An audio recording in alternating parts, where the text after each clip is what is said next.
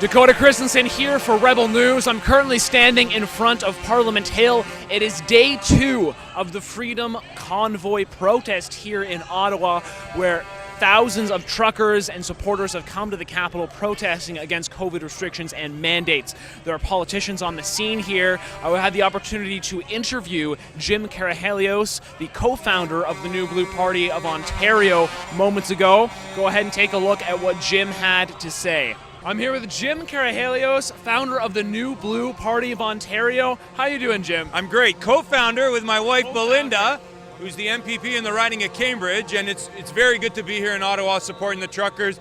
We had to be here. The truckers have put this on the map, and we're here to let people know, as frustrated as they are with the federal mandates from Justin Trudeau, we got an election on June 2nd in Ontario, and Doug Ford and the Ontario PC Party really paved the way by putting in lockdowns and mandates at the provincial level long before Justin Trudeau did it federally, and they've got a nice chummy relationship, so we need a political party on the right of the political side to challenge Doug Ford on June 2nd. So that's what I'm doing here.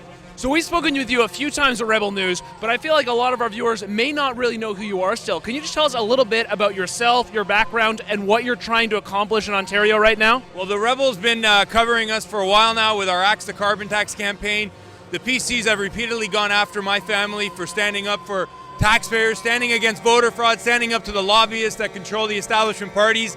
My wife was the first Canadian politician and only Canadian politician to get kicked out of a governing party for voting against a piece of COVID-related legislation. She voted against Doug Ford's lockdown bill almost 2 years ago, Dakota, and she was the only current or former PC MPP to vote against it. Some of the other ones that are now speaking out voted in favor of it, and Doug Ford and his team kicked her out and kicked her entire riding association out, and the people across Ontario said, we need another option, and we started the New Blue Party. And this is a very important topic right now. We do have a provincial election coming up. I believe it's scheduled for June, correct? June 2nd. June 2nd. And so with that coming up, I know a lot of people are feeling disenfranchised with the Ford PCs, but they also feel like, is there really a viable alternative? Is it more strategic, per se, to just, you know what, I would rather have Doug Ford than Del Duca with the Liberals or Andrea Horwath with the NDP? What would you say to those people who are worried about vote splitting and would still rather see Ford's PCs than the Liberals or the NDP? What would you say to them? So there really is no vote split because the Ontario PC Party is an exact replica of the Liberal agenda, whether it's on fiscal policy. They were spending more on an annual basis and a greater deficit before COVID than the Liberals were. On social policy, they are the champions of the woke culture if you're looking at what they're doing, not necessarily what they're saying. And the people behind the scenes are all lobbyists and liberal ideologues, left-wing ideologues running the PC Party, the same people that are running the NDP and the Liberals. And no one in Ontario has tried harder to influence and make change inside the Ontario PC Party to represent the grassroots than my wife Belinda and I, and they've clamped down on all democracy. So they don't have elections anymore to choose their candidates, they don't have conventions to choose their executive. The only option, if you want to make a difference, start the New Blue Party of Ontario. Okay. And so one other question I have for you.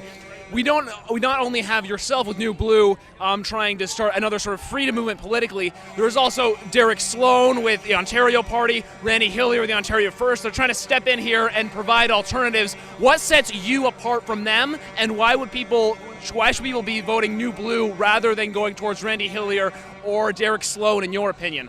So the difference between the New Blue Party and those other parties is that we actually have a political party. Randy Hillier's Ontario last party is done. It didn't get registered. He had a deadline of January 19th. He was saying he was going to register for 3 months, and he never registered it.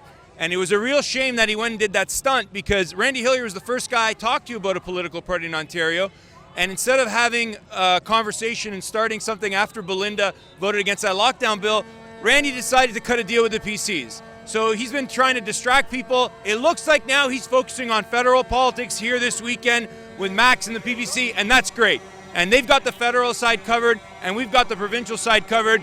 Derek Sloan on his Ontario party, I guess they've named it the Ontario Party just in case Derek forgets he's not in Alberta anymore, but he's clearly said he's not running in the next election. Rick Nichols is not running in the next election, and Derek has said they're not running candidates in every riding. I could tell you starting a political party is a lot of work. We've been at it for a year and a half.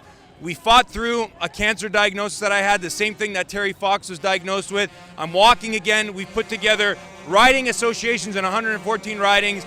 We've got thousands of members and donors, a constitution, a board, and now we're going to roll out candidates. Hundreds of people applied to run, and we're going to start rolling out our platform, and we actually have a political party, and those other guys, they really don't. And so for this upcoming election in June, what are your best hopes for the New Blue Party? If everything goes as well as you could feasibly expect it to go, how does that look for you and Belinda and the New Blue Party of Ontario? Our goal right now is to run candidates in every single riding.